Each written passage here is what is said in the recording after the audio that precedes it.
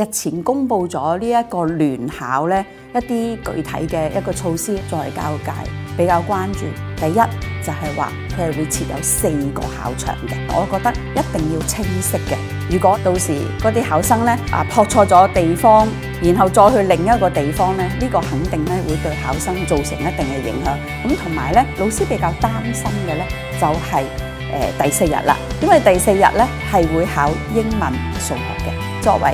一個學生，朝頭早考完英文，晏晝又去考數學，仲有咧一啲附加題嘅，即係譬如你考另外一啲專門嘅一啲學系嘅話，佢仲要考一啲附加題，咁都係相隔半個鐘頭。咁對於考生嚟講咧，可能都比較疲累嘅。係咪有關嘅單位咧都再去思考下？仲有一個咧，我哋想提一提嘅咧，就係喺舊年已經開始推行咗咧新嘅課程框架，同埋咧基本學歷要求相關嘅大學咧，應該要密切同基礎教育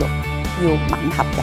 因為課框改咗啦。我哋學習嘅知識面同埋嗰個側重點咧，都係有所唔同嘅時候咧，係咪佢將來嘅考綱咧都要吻合翻呢個基本學歷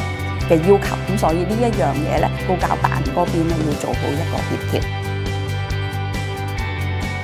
明年係一個先行先試嘅情況下邊，總結好經驗之後咧，我諗會越嚟越多嘅其他院校都希望能夠加入呢個聯考嘅。咁同埋未來我哋都好希望咧，就係話我哋呢一個聯考咧係能夠被內地或者係甚至鄰近嘅一啲地區咧都能夠承認嘅話咧，咁我諗咧嗰個正面作用係會更大啦。咁但係我哋都想提一提就係話，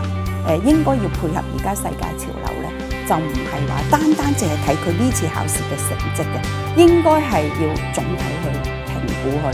譬如佢喺中學時候總體嘅參與社會能力或者佢有啲咩特長嘅話咧，應該係要一個加分嘅呢一個地方如果唔係嘅話咧，可能往往會扼殺咗一啲咧係有特長嘅學生咯。